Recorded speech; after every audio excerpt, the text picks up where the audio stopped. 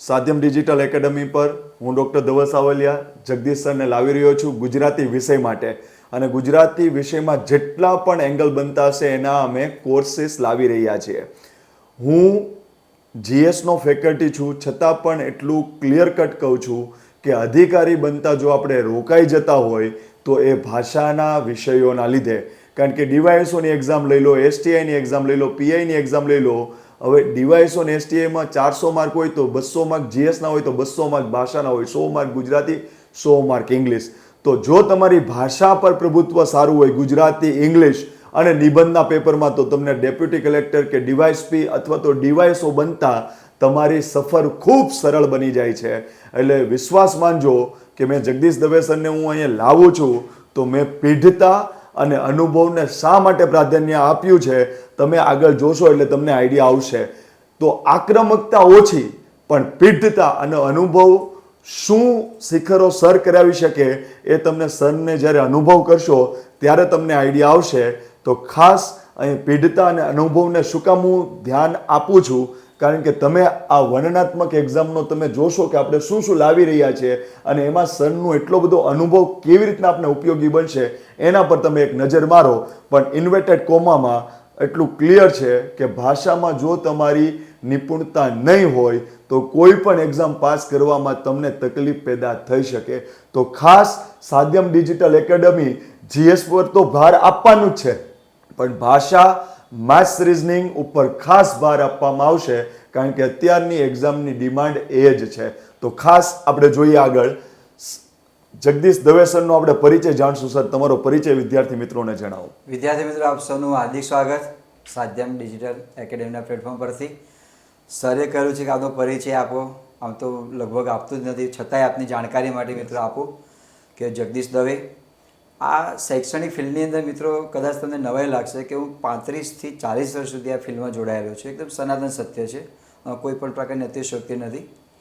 એટલે મને ગુજરાતી ભાષાનો બહોળો અનુભવ છે. સાથે સાથે જે કોમ્પિટિટિવ જે એક્ઝામ છે, સ્પર્ધાત્મક જે પરીક્ષા છે, એમાં પણ દોસ્તો મારો પણ બહોળો અનુભવ રહેલો છે. ગુજરાતી ભાષાની અંદર વિદ્યાર્થીઓ કયા પ્રકારની ભૂલો કરતા હોય છે, કઈ પ્રકારની બાબતોને આપણે ધ્યાનમાં રાખવું પડે એ પણ ત્યાં જાણવું જરૂરી છે. એ થોડી મારી શૈક્ષણિક લાયકાત તમને જણાવી દઉં. એ મારે ક્યાં રહી ગયેલું છે કે મિત્રો હું MA, BEd, LLB પણ છું અને ડબલ ગ્રેજ્યુએટ પણ છું. આ તો ડબલ MA પણ છું. આ બધાનું તમને કહી દઉં. જે ડબલ MA જે થયેલું છું એ મારો વિષય જે ઇકોનોમિક્સ પણ છે, ગુજરાતી પણ છે અને મનોવિજ્ઞાન પણ છે. પણ સૌથી વધારે પસંદગી મને ગુજરાતી ઉપર છે, એટલે ગુજરાતીને હું અતિશય પ્રેમ કરું છું. એટલા માટે માતૃભાષા તો ખરી, પણ તેની સાથે સાથે ગુજરાતી ભાષાનું જે લગાવ જે છે એ વધારે પડતો રહેલો છે. તો મિત્રો આ પ્લેટફોર્મ પરથી ડૉક્ટર ધવલ સાવલિયા સાહેબની હાજરીમાં ઉપસ્થિત છું. સાવલિયા સાહેબનો પણ આગ્રહ એવો છે કે સર તમે વિદ્યાર્થીઓને પરિચય આપો. તો આ પરિચયની સાથે સાથે વિદ્યાર્થી મિત્રો કયા પ્રકારની ભૂલો કરતા હોય છે લેખન કૌશલ્યની, અથવા તો વિદ્યાર્થીને ગુજરાતી ભાષા કેમ અઘરી લાગે છે, કેમ વિદ્યાર્થી મિત્રો શ્રેષ્ઠ અધિકારી બનવામાં એ પાછા કદમે ચાલી જાય છે, આ બધા કારણો શું છે, એ બાબતો મિત્રો આપ સૌને આ પ્લેટફોર્મ પરથી રજૂઆત કરવાની છે. હવે સાહેબને વિનંતી કરું કે આ પ્લેટફોર્મ પરથી કઈ કઈ બાબતો આપને શીખવવાની છે, કઈ કઈ બાબત પર ધ્યાનમાં રાખવાની છે, એ સાહેબ છે આપ સૌને પરિચય આપશે. ઓકે, આપણે ગુજરાતીના જુદા જુદા કોર્सेसो લાવી રહ્યા છે. પહેલો કોર્સ છે વર્ણનાત્મક એક્ઝામ. આપણે બે કોર્સ લાવી રહ્યા છે. વર્ણનાત્મક એક્ઝામનો કોર્સ ગુજરાતી ભાષાનો અને ગુજરાતી ભાષાનો ગ્રામરનો કોર્સ. શું કામ આપણે આવું અલગ રાખ્યું છે? તો ક્લાસ 3ની જે સિમ્પલ ક્લાસ 3ની એક્ઝામો છે, જેમાં PSI હોય, કોન્સ્ટેબલ હોય કે નાની કોઈ પણ અન્ય એક્ઝામ હોય, તલાટી હોય, તો એમાં ગુજરાતી ભાષામાં વર્ણનાત્મકનો એક્ઝામનો કોઈ સ્કોપ નથી. પણ અમુક એક્ઝામો એવી છે કે જેમાં વર્ણનાત્મક પણ છે ને ગ્રામર પણ છે. જેમ કે જીપીએસસી ક્લાસ 1-2 લો, ડીવાયએસઓ લો, STI લો, તો એમાં વર્ણનાત્મક એક્ઝામ પણ છે. તો આપણે બે એંગલથી લાવ્યા છે કે એક વર્ણનાત્મકનો કોર્સ અને એક ગ્રામરનો કોર્સ. અને જે વિદ્યાર્થી એમ કહેતા હોય કે સાહેબ અમારી એક્ઝામમાં તો બે છે, તો એનો માટેનો કમ્બાઇન્ડ કોર્સ. તો આવા 3 કોર્સીસ લાવ્યા છે, જેમાં પહેલી રજૂઆત અમે કરીએ છીએ કે વર્ણનાત્મક કોર્સ કોને લાગુ પડશે. ક્લાસ 1-2, ડીવાયએસઓ, STI, PI અને સુપર ક્લાસ 3 એવી કોઈ પણ એક્ઝામ કે જેમાં વર્ણનાત્મક ગુજરાતી હોય એ બધા વિદ્યાર્થીને સારામાં સારા માર્ક આવી શકે. અને આમાં અમે અમારી જે શું કહેવાય ટેલિગ્રામ ચેનલ હશે એમાં અમે જે પણ વિદ્યાર્થી એડમિશન કરશે તો એને ખાલી અમે છોડી નહીં દઈએ, એને એવા સરસ સરસ અમુક સમયાંતરે સવાલો આપશું. જો એના જવાબ લખીને મૂકશો તો સર તમને એટલું સરસ માર્કિંગ કરી દેશે કે એમ સમજી લો કે જીપીએસસી જે લેવલે સ્ક્રુટિની કરતું હશે કે આવું લખો તો એટલા માર્ક મળે. અમારા વિદ્યાર્થીને કદાચ ઓછા માર્ક આપવા પડશે ને તો અમે બે ઝીઝક કેટલા માર્ક આપીશું, કારણ કે મીઠું કરીને ડાયાબિટીસ કરીશું નહીં. અમને એમ લાગશે કે 20 માર્કના નિબંધમાં તમે કન્ટેન્ટ નથી લખ્યું તો સરને એટલી સ્ટ્રીક જ હશે કે ભલે આપણે પ્લેટફોર્મ ઉપર હોય અને વિદ્યાર્થીને એમ થાય કે અમે તમારી પાસેથી ભણ્યા એટલા માર્ક, અમે 10માંથી 6 માર્ક આવતા હશો તો 6 માર્ક જ આપશું. કેમ? કારણ કે એક્ઝામ પહેલા અમારે તમારી સામે મિરર રજૂ કરવો જ પડે કે હજુ તમારી કચાશ છે, તમે આના પર ધ્યાન આપશો. તો અમે આ વર્ણનાત્મક એક્ઝામમાં બધી જ વસ્તુ સર તમને સરસ રીતે સમજાવશે. એ ઉપરાંત સમયાંતરે સર સવાલ સેટ કરશે, તમે એને લખીને આપશો એટલે સર તમને ક્લિયર કટ જીપીએસસી જે રીતના માર્ક આપે છે વિધાઉટ મોટા મોટા માર્ક આપવાના બદલે તમને જે રીતના અનુકૂળ હશે એ પ્રમાણે જ માર્ક આપશે. હવે સર સમજાવશે કે આમાં આપણે શું શું કરવાના છે. બીજું સાહેબ કેવું છે કે આપણે વધારે માર્ક્સ આપીને તમે તો ખુશ થવાના છો, પણ એનો કોઈ અર્થ નથી. વાસ્તવિક એનું નિરીક્ષણ કર્યા પછી અને તમને એની માહિતી ત્યાં આગળ આપવામાં આવશે. એટલે આપ એક વખત અનુભવ કરશો તો તમને ખ્યાલ પડશે કે ખરેખર આ પેપરને કઈ રીતે ચેકિંગ કરવામાં આવે છે, એમાં જોડણી છે, વાક્ય રચના છે, કોઈ પ્રશ્ન પૂછેલો છે તો એના અનુસંધાનમાં તમે કયો ટોપિક્સ લખો તો તમને તમારા જે ગુણાંક પ્રાપ્ત કરવાના છે એમાં તમે પ્લસ થઈ શકો. આવી બાબતોને ધ્યાનમાં રાખવામાં આવશે. તો મિત્રો ક્લાસ 1, 2 અને ડીવાયએસઓ, એસટીઆઈ આ દરેક એક્ઝામ માટેના જે વર્ણનાત્મક વસ્તુ જે છે એમાં કયા કયા મુદ્દા શીખવવાના છે એમાં આ પ્રમાણેનું છે. નિબંધ છે, અર્થ વિસ્તાર છે, સંક્ષિપ્તીકરણ છે, પત્રલેખન છે, પ્રચાર માધ્યમ માટેનું નિવેદન છે, સંવાદ કૌશલ્ય, દૃશ્ય આલેખન, ચર્ચાપત્ર, આવા દરેક મુદ્દાની અહીંયા રસપ્રદ આપણે ચર્ચા કરીશું. દરેક મુદ્દાને ખૂબ વ્યવસ્થિત રીતે આપણે સમજૂતી આપીશું. અને સર હું એ વિદ્યાર્થી મિત્રોને એ પણ જણાવું છું કે જ્યારે પણ આ પ્લેટફોર્મ ઉપર ગુજરાતીની જરૂરિયાત થઈ ત્યારે ઘણા ફેકલ્ટી મારો અપ્રોચ કર્યો તો એને બેસ્ટ જ છે સર. સાચી વાત. પણ મેં પીઢતાને શું કામ મહત્વ આપ્યું? કારણ કે નિબંધ છે તમે 12મા ધોરણ સુધી લખ્યો જ છે, 10મા ધોરણ સુધી લખ્યો છે, અર્થ વિસ્તાર પણ તમે કર્યું છે, સંક્ષિપ્તીકરણ પણ કર્યું છે, પત્ર લેખન પણ કર્યું છે. કદાચ તમે અત્યાર સુધી તમે જે પણ ભણ્યા છો એમાં પ્રચાર માધ્યમ નહીં આવ્યું હોય, સંવાદ કૌશલ્ય ને એવું દ્રશ્ય આલેખન નહીં આવ્યું અને ચર્ચાપત્ર નહીં આવ્યું હોય. તમે એટલી વસ્તુ તો તમે પરિચિત છો કે કારણ કે ધોરણ 10 સુધી તમે આવું લખ્યું જ છે. પણ યાદ રાખજો, ધોરણ 10માં નિબંધ લખવો અને ડેપ્યુટી કલેક્ટર બનનાર વિદ્યાર્થી જે ભવિષ્યનો ડેપ્યુટી કલેક્ટર બને છે એનો નિબંધ લખો ને એ બેમાં બહુ જમીન આસમાનનો ફરક હોય. કારણ કે અહીંયા વિષય એવા જ હશે કે જે ભવિષ્યના ડેપ્યુટી કલેક્ટર, ભવિષ્યના એસઓ, ભવિષ્યના ડીવાયએસઓ, ભવિષ્યના પીઆઈને શોભે એવા વિષય હશે.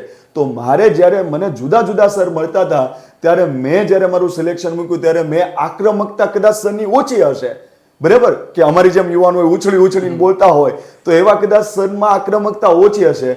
પણ યાદ રાખજો, દરેક સબ્જેક્ટનું અલગ મહત્વ હોય. અહીંયા તમારે પીઢતાનું મહત્વ છે કે આવો નિબંધ હોય તો આવો કોટ મુકાય, અહીંયા આમ પેરેગ્રાફ લખાય, આમાં આમ લખાય. તો સર હું તમને કહું છું, તમારું સિલેક્શનનો સૌથી મોટો ક્રાઇટેરિયા એ છે કે જ્યારે હું તૈયારી કરતો ને ત્યારે હું સર સાથે સતત નિબંધની ચર્ચા કરતો ત્યારે સર મને જે પોઈન્ટ આપે ત્યારે મને એમ લાગે કે ખાલી ગુજરાતીના શિક્ષક નથી, આ શિક્ષક જીએસ પણ સતત વાંચી રહ્યા છે, ન્યૂઝપેપર પણ સતત વાંચી રહ્યા છે, જનરલ નોલેજની બાબતો પણ સતત વાંચી રહ્યા છે.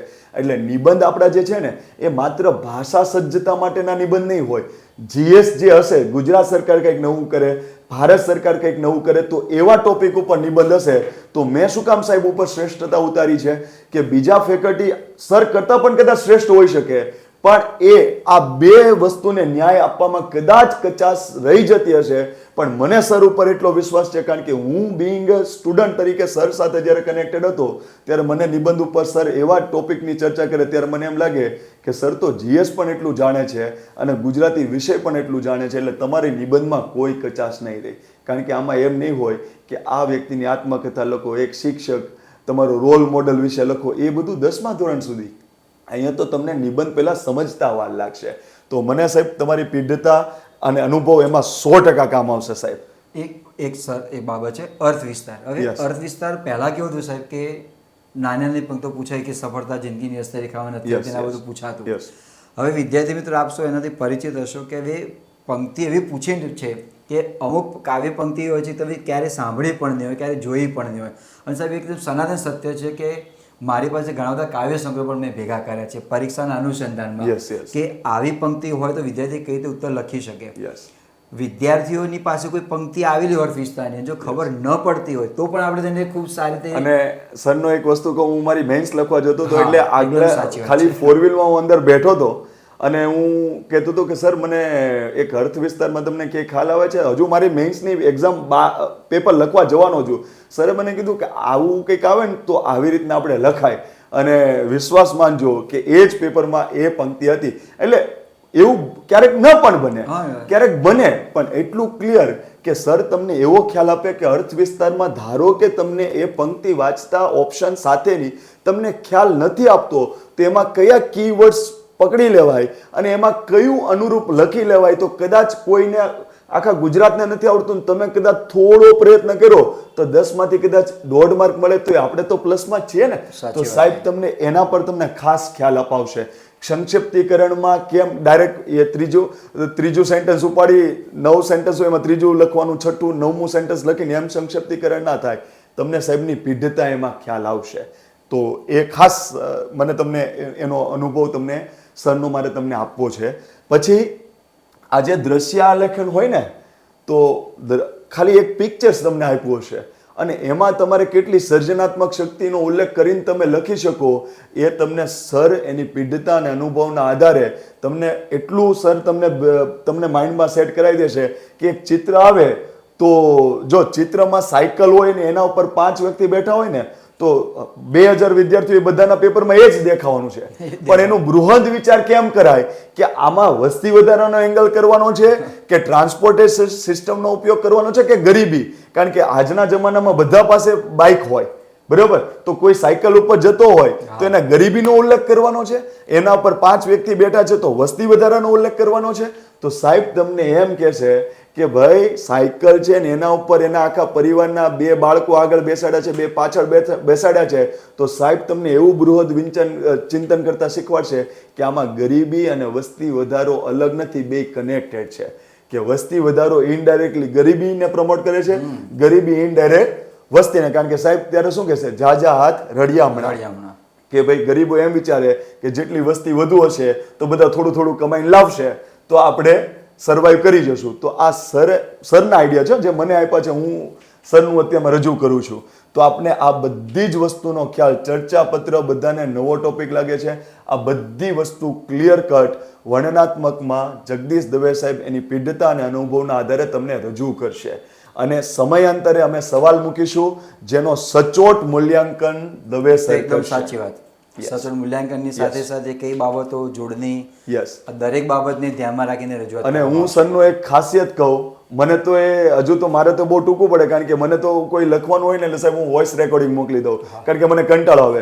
મેં જગદીશ દવે સર સાથે જેટલું પણ કામ કર્યું છે, જગદીશ દવે સાહેબ એક વિદ્યાર્થીનો નિબંધ કે કોઈ ચેક કરે તો તમે સાહેબ ટાઈપિંગ સાથે લખીને મૂકો છો કે આવી જોડણી લખાય, આમ લખાય. તો આ વ્યક્તિ માત્ર ને માત્ર ભણાવે નથી, આ કર્મનિષ્ઠ છે. ભલે અમે તમારી પાસેથી ચાર્જીસ લઈશું, એમાં અમારે કોઈ હાઈડ કરવાની જરૂર જ નથી, અમે પૈસા લેવાના જ છીએ, પણ પૈસાને લેખે કરશું ને એ પણ અમારું એક કર્મ જ છે કે જેથી કરીને વિદ્યાર્થીને એમ ના થાય કે ફી લીધા પછી સાહેબ અમને કંઈ મળ્યું નહીં. પૂરેપૂરું વળતર ચૂકવવાનું. આર્થિક ઉપાર્જન કરવાનો દરેકને અધિકાર છે, તમે પણ ભવિષ્યમાં કરવાનો છો. તો અમે પણ આ આર્થિક ઉપાર્જન માટે જ કર્યું છે, પણ એ પૈસા અમને લેખે ત્યારે જ લાગશે જ્યારે અમે તમને જે કહે છે એનું વળતર અમે તમે 100% આપીશું. ક્લિયર? તો આ વર્ણનાત્મક છે. હવે આપણે આગળ જઈએ સાહેબ, ગ્રામર, વ્યાકરણ, એમાં સર સમજાવશે કે આપણે આવા ટોપિકો લઈશું. સર, વિદ્યાર્થી મિત્રો, ક્લાસ 1-2 ની જે મેઇન્સ એક્ઝામ જે ગુજરાતીની આવતી હોય છે એમાં મોટે ભાગે છંદ, અલંકાર, સમાસ, કહેવત, રૂઢિપ્રયોગ, પ્રેરક વાક્ય, કર્તરી વાક્ય, કર્મણી વાક્ય બધું આવતું હોય છે. પણ હું સમગ્રની જે અહીં ચર્ચા કરું, આપ સૌ એનાથી પરિચિત તો છો જ કે કઈ પરીક્ષામાં કયા મુદ્દા પૂછાતા હોય છે. પણ વ્યાકરણમાં સાહેબ કેવું છે કે આપણે તેનો પાયો જ ખોદવાનો છે. કારણ કે ઘણા વિદ્યાર્થીઓ હોય છે કે જો પાયો નહીં ખોદે ને તો આગળ જતા એ લોકોને વિદ્યાર્થીઓને વ્યાકરણમાં બહુ તકલીફ પડતી હોય છે. પણ સમજવું ત્યાં જરૂરી વસ્તુ છે. એમાં આપણે એની શરૂઆત કરી શકીએ કે સંજ્ઞા છે, સર્વનામ, વિશેષણ, ક્રિયા વિશેષણ, જોડણી, સંધિ, આ બધા મુદ્દાની આપણે ત્યાં આગળ ચર્ચા ત્યાં કરીશું. નિપાત છે, વિરામચિહ્નો જે છે. હવે વિરામચિહ્નો દોસ્તો એટલા માટે આપણે કરવાના છે કે એક ક્લાસ 3ની પરીક્ષામાં MCQ વાળી જે પરીક્ષા આવતી હોય એમાં પણ આ વિરામચિહ્નને લગતા મુદ્દા પૂછાતા હોય છે. આ ઉપરાંત તમે જો ક્લાસ 1-2ની તમે તૈયારી કરો છો કે સુપર ક્લાસ 3ની તમે તૈયારી કરો છો તો જ્યારે તમે વાક્ય રચના લખો છો દોસ્તો ત્યારે વિરામચિહ્નો બહુ મહત્વની ભૂમિકા ભજવે છે સાહેબ. યસ યસ, અર્થનો અનર્થ થઈ જાય. યસ, બરાબર. જ્યાં પ્રશ્નાર્થની જરૂર હોય ત્યાં આપણે ઉદ્ગાર ચિહ્ન મૂકીએ તો, જ્યાં પૂર્ણવિરામની જરૂર છે ત્યાં અલ્પવિરામ મૂકીએ તો. એટલે ઘણા વિદ્યાર્થીઓની સાહેબ ફરિયાદ એવી હોય છે, ફરિયાદ તો ન કહેવાય પણ ઘણા વિદ્યાર્થીઓ ઓવરસ્માર્ટમાં કહેતા હોય છે સાહેબ વિરામચિહ્ન કોઈ ધ્યાન આપતું નથી. ના, એવું નથી દોસ્તો. વિરામચિહ્ન, જોડણી, તમારી વાક્ય રચના, આ દરેક બાબતોને ધ્યાનમાં રાખીને ત્યાં આગળ વધવાનું હોય છે. એટલે સમગ્ર વ્યાકરણ જે છે એ આપણી સમક્ષ ત્યાં રજૂ કરવામાં આવશે. પણ સંજ્ઞા, સર્વનામ, વિશેષણ તેનો પાયો છે. જો આ વિશેષણથી પરિચય થશો ને તો સમાસ છે, અલંકાર છે, છંદ છે, એમાં તમને કોઈ તકલીફ પડવાની હોતી અને બીજી વસ્તુ સર કે આ બધું જાણવાથી શું થાય, અર્થ વિસ્તાર જ્યારે આપણે લખતા હોય ત્યારે એવું હોય કે તમારે 15 વાક્ય હોય એના તમારે 3 વાક્યમાં કન્વર્ટ કરવું હોય તો એમાંથી ઉદાહરણો દૂર કરવા પડે, વધુ પ્રમાણના વિશેષણો દૂર કરવા પડે, વધુ પ્રમાણમાં અલંકાર દૂર કરવા પડે. તો તમને એટલે ટૂંકમાં ધવલ સાહેબ છે, ધવલ સાહેબ એટલા શ્રેષ્ઠ સાહેબ છે તો તમારે સંક્ષિપ્તીકરણ કરવામાં ધવલ સાહેબ છે એટલું લખો તો પણ ચાલે. અલંકારો ને એ બધું તમારે થોડું દૂર કરો તો તમારે કશું ભાવાર્થમાં બદલાવ ન આવતો હોય તો તમને એવી ખબર પડવી જોઈએ કે વિશેષણ કોને કહેવાય, ક્રિયા વિશેષણ કોને કહેવાય. અને જ્યારે તમે નિબંધ લખતા હોય, તમે જો 50 માર્કના નિબંધ 3 આવે છે સાહેબ નિબંધના પેપરમાં, બરાબર. તો આમાં બધા એમ કે આમાં ભાષા સજ્જતા જોવા ના મળે, બરાબર. આમાં ખાલી તમારે GS નું કન્ટેન્ટ લખવાનું હોય કારણ કે નિબંધનો પેપર ક્લાસ 1-2માં 150 માર્કનો આવે છે. પણ સાહેબ હું તમને એમ કહું કે પાણી વિશે લખતા હોય, તમારી વાક્ય રચના ન બંધ બેસતી હોય તો તમને કેવું કઢંગું લાગે કે વરસાદ પાણી આપે છે, વરસાદનું પાણી આમ છે, તો એ કેવું લાગે. તો તમે એટલું યાદ રાખજો કે ગુજરાતી ભાષામાં તમે પેપર લખો છો તો તમને આ વસ્તુ તમારી પરફેક્ટ હશે તો તમારું પેપર જોરદાર બનશે. અને આપણે આ પ્લેટફોર્મ ઉપર ઇન્વર્ટેડ કોમામાં યાદ રાખજો, છંદ, અલંકાર જેવા જે ટોપિક છે એમાં અમે ટ્રિક્સનું પણ આયોજન કર્યું છે કે પેપરમાં આવે એટલે છંદનું બંધારણ તમારે એમ યાદ નહીં રાખવું પડે કે ઓહો અમને છંદના બંધારણ યાદ નથી રહેતા. તો અહીંયા આપણે અલંકાર, છંદ માટે સરની પીઢતા અને અનુભવની નીચે આપણે એક એવું આયોજન કર્યું છે કે ટ્રિક્સો એવી હશે કે તમને ઊંઘમાંથી કોઈ પૂછશે ને તોય તમે કહી દેશો કે છંદનું બંધારણ આ હોય તો આ છંદ લાગુ પડે. એ સરની પીઢતા અને અનુભવના હેઠળ આપણે આ વસ્તુ કરવાના છે. થોડું સસ્પેન્સ છે પણ તમે જોશો તો તમને ખબર પડશે કે ઓકે છંદ, અલંકાર, પછી કહેવતો કે રૂઢિપ્રયોગમાં આનું ઓકે શબ્દ સમૂહ, તો એમાં કંઈક આમ તમને તરત જ ખબર પડી જશે કે આનો જવાબ આમ આવે. તો અમે આને કન્સેપ્ટ સાથે ટ્રીકનું પણ આયોજન કર્યું છે. ગુજરાતી સબ્જેક્ટ તમને અઘરો લાગવો જોઈએ નહીં. આ બધી જ વસ્તુ જગદીશ સરની પીઢતા અને અનુભવના હેઠળ થવાનું છે. તો આ બધા જ વિષયો આવી જશે. એટલે કદાચ ક્લાસ 1-2માં વ્યાકરણમાં ઓકે ક્લાસ 1-2માં વ્યાકરણ 20 માર્કનું છે. કેટલા માર્કનું સાહેબ? 20 માર્ક. અને 20 માર્કથી જો તમે 10+ થઈ જાઓ ને એટલે એટલું યાદ રાખજો કે તમારું ગુજરાતી સબ્જેક્ટના માર્ક એટલા હાઈ જતા રહેશે. અને ગુજરાતી સબ્જેક્ટના માર્ક હાઈ જાય એટલે તમારું ક્લાસ 1-2 બનવાનું સપનું તમે સમજી લો 30% આગળ વધી ગયા. આટલું ક્લિયર? તો આપણે આ વસ્તુ સાહેબ વ્યાકરણમાં લેવાના છીએ. આટલું ક્લિયર છે? મોટે ભાગે વિદ્યાર્થીઓને એવું હોય છે સાહેબ કે વ્યાકરણમાં આપણે ધ્યાન નહીં આપીએ તો ચાલી જશે, બાકીનો વર્ણનાત્મક વસ્તુ સારી લખીશું તો અમને સારા માર્ક્સ મળશે. પણ મિત્રો એ કે આપણું જે મનમાં જે મંતવ્ય છે ને ખરેખર ખોટું છે. હું કાયમ દરેક વખતે વિદ્યાર્થીઓને કહેતો હોઉં છું કે તમે વ્યાકરણમાં ખરેખર ધ્યાન આપો. 20 માર્ક્સમાંથી જેમ સાહેબે કહ્યું એમ 10 કહ્યું, પણ હું એમ કહું કે 15 જેવા તમે માર્ક્સ આવી જાય ને દોસ્તો તો તમને ખરેખર ફાયદો થવાનો છે. 10 માર્ક્સનું ગ્રામર હોય અને 10માંથી 0 મળે તો તમે જ ખાલી કલ્પના કરો. યસ, આ બધો પાયો છે સાહેબ. અને સાહેબ તમારા પોઈન્ટમાં એ પણ એડ કરું, ધારો કે નિબંધ છે ને અને અર્થ વિસ્તાર છે ને આ બધું છે એ વ્યક્તિ ઉપર આધાર રાખે છે. તમે ગમે તેટલું લખો તમને સારું લાગે છે પણ જે પણ તપાસનાર વ્યક્તિ છે એને ન ગમે તો એ તમારો 20 માર્કનો નિબંધ હશે તો 6 માર્ક મૂકીને ફાટ દેખાને ઉડાડી દેશે. પણ વ્યાકરણમાં એવું નહીં થાય. વ્યાકરણમાં સરના હાથ બંધાઈ જશે કે ભાઈ સમાસનું નામ તમે લખી દીધું એટલે તમને માર્ક આપવાના જ છે. ક્લિયર? તો વ્યાકરણ એ કોઈ પણ ડિવાઇસો કે કોઈ પણ એક્ઝામમાં રોકડિયા માર્ક છે. તમે ખાલી એક સેન્ટેન્સ લખી દીધું કે પ્રેરક વાક્યનું આ બને, આમાં ઉદ્ગાર વાક્ય છે કે પ્રશ્નાર્થ વાક્ય, આનું અલંકાર આ છે, આનો સમાસ આ છે, આનું છંદ આ છે, એટલે અહીંયા સાહેબના હાથ બંધાઈ ગયા. અહીંયા પછી એમ ના કહે કે ગુજરાતી ભાષામાં હું જોડણી જોઈશ, કશું નહીં, પૂરું થઈ ગયું. 20 માંથી પીએસઆઈ માં તો ગ્રામર 100 માર્કનું પૂછાય. ઓહો, એમાં રૂઢિપ્રયોગ છે, કહેવત છે, જોડણી છે, જે વિદ્યાર્થી પીએસઆઈ તૈયારી કરતા કેટલા 100 માર્કનું? 100 માર્કનું સાહેબ. પીએસઆઈ ના વિદ્યાર્થી મિત્રો હા, એક વખત સરને અનુભવ કરજો કે તમને કેટલો માર્ક અપાવી શકે સર. તો મને તો જનરલી બધી એક્ઝામનું ખાલી બ્રીફિંગ કરતો હોય. સરે મને કીધું એટલે પીએસઆઈ માટે જો 100 માર્કનું ગુજરાતી હોય એટલે સમજી લો કે તમારા માટે આ ફાયદારૂપ બનશે. અમે કોઈ દિવસ અન્ય પ્લેટફોર્મની જેમ એવું નથી કહેવા માંગતા કે અમે ગુજરાતની બેસ્ટ ફેકલ્ટી છે. અમે એટલું જ કહેવા માંગીએ છીએ કે અમે કર્મનિષ્ઠ છીએ અને અમે અમારું શ્રેષ્ઠતમ કામ અમારા વિદ્યાર્થી માટે આપશું. અમારે ફી લીધા પછી માત્ર વિદ્યાર્થી અમારા માટે ગ્રાહક નથી બનવાનું. અમારે વિદ્યાર્થીને ફી આપ્યા પછી પણ અમારા માટે વિદ્યાર્થી ગ્રાહક નહીં, અમારો વિદ્યાર્થી જ હશે. એને ભલે ગ્રાહક બનવું હોય તો એને છૂટ છે, પણ અમે અમારા તરફથી વિદ્યાર્થીને વિદ્યાર્થી જ રાખશું. તમારા કોઈ પણ સવાલ હશે ડિસ્ક્રિપ્ટિવ તો અમારા સર તમને ટોટલી જવાબ આપશે. અને સર સમયે સમયે થોડી ટેસ્ટો પણ મૂકશે કે જેથી કરીને તમને ખ્યાલ આવે કે આપણે આમાં શું કરી શકીએ. આટલું ક્લિયર? ઓકે, આગળ જઈએ. આમાં બોલવા માંગો છો? ના સર, હવે આપણે જે યસ, છેલ્લું સ્ટ્રક્ચર છે આપ એને સમજાવી શકો છો? Yes yes. અહીંયા આવે એટલે થોડું વિદ્યાર્થીને એમ થાય કે આયા સર, પણ યાદ રાખજો. ઓકે, પહેલા હું કહી દઉં પછી હું મારું ક્લેરિફિકેશન તમને આપીશ. ગુજરાતી વ્યાકરણ માટે અમે 2000 રૂપિયાનો કોર્સ લાવીએ છીએ, જેમાં સંપૂર્ણ ગુજરાતી વ્યાકરણ જેટલા બને, કારણ કે સર પોતે જ એના સબ્જેક્ટના ઓનર છે. એ એકેડમીમાં વિઝિટિંગ તરીકે નથી આવતા, સર પોતે જ પોતાના સબ્જેક્ટના ઓનર હોવાના છે. એટલે સરને ફ્રી હેન્ડેડ છે. અહીં એવું નહીં આવે કે 40 લેક્ચરમાં પતાવી દો, 30 લેક્ચરમાં પતાવી દો, મારે પેમેન્ટ આપવાનું છે સાહેબ તમે પતાવી દો, એમ નહીં. વિદ્યાર્થીને જરૂર છે 100+ લેક્ચરની જરૂર હોય તો 100+ લેક્ચર લો. એમ થાય કે 100+ કરીને સાહેબ વિદ્યાર્થીને એના મગજમાં કન્ફ્યુઝન પેદા ન કરાય. 40 લેક્ચરમાં પણ સાહેબ સરસ સમજી જાય તો 40 લેક્ચર લો. તમને એમ થાય કે ના સાહેબ આમાં સિમ્પલ વસ્તુમાં મારે 100 લેક્ચર જોઈએ છે તો 100 લેક્ચર લો. કોઈ લિમિટેશન નથી.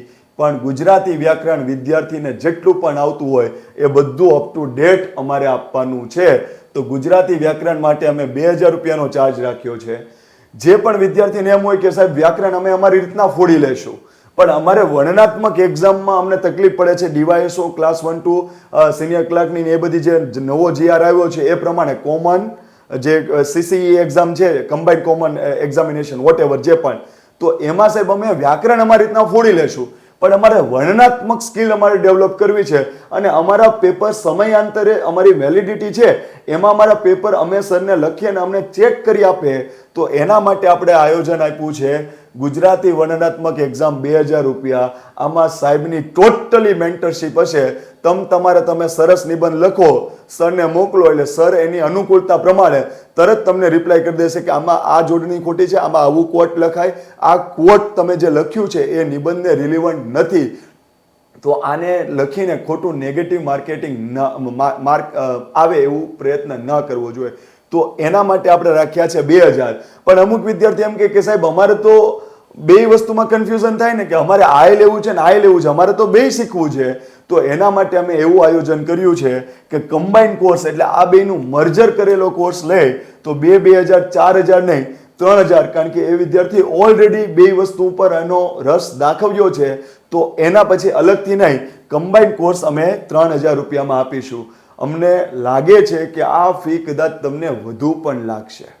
અમે સ્વીકારીએ છીએ. અમે એવું નહીં કે વો બમ્પર ઓફર આવી ગઈ તમને ખૂબ સસ્તામાં આપી રહ્યા છે, આટલું સસ્તું ક્યાંય ન મળે, એવું કશું જમા નથી કરવું. અમે અમારી ઈમાનદારીથી કહીએ છીએ કે કદાચ આ વિદ્યાર્થીને ફી વધુ લાગી શકે, પણ એટલું યાદ રાખજો કે અહીંયા આ પ્લેટફોર્મ ઉપર કોઈ પણ ફેકલ્ટી આવે તો એને 6 7 7 8 વર્ષ ગુજરાતીમાં એનું જીવન આપી દીધું છે. સરે તો 35 વર્ષ આપ્યું છે. તો એટલા વર્ષની પીઢતા અનુભવ અને એના જ્ઞાનનો નિચોડ સ્વરૂપે અમે આ ફી રાખી છે. તો તો અમે સ્વીકારી લઈએ છીએ કે કદાચ મોંઘવારીમાં મોંઘું લાગશે, પણ અહીં અમે કર્મનિષ્ઠ બનીને અમે અમારું મેક્સિમમ કામ અમે આપવાના છીએ. તો અમારા હકની અમે ફી રાખી છે કે એટલા વર્ષથી સરે જે મહેનત કરી છે તો સરનું આયોજન પ્રમાણે અમે આ ફી સ્ટ્રક્ચર રાખ્યું છે. તો જે વિદ્યાર્થી મિત્રો જોડાવા માંગતા હોય તો આપણે સાધ્યમ એકેડમીની ઇન્ક્વાયરી નંબર મૂક્યો છે, એમાં તમે ઇન્ક્વાયરી કરી શકો. અને ઇન્ક્વાયરીમાં તમને ડેટ કહેવામાં આવશે કે અપ્રોક્સિમેટ આ ડેટથી અમે અપલોડ કરવાના છીએ. તો તમે સતત જોડાયેલા રહેજો. તમારા દરેક પ્રશ્નની ક્વેરી અમે રજૂઆત સાથે તમારું સોલ્યુશન આપીશું. જય હિન્દ સર, તમે કંઈ કહેવા માંગો છો? જય જય ગરવી ગુજરાત.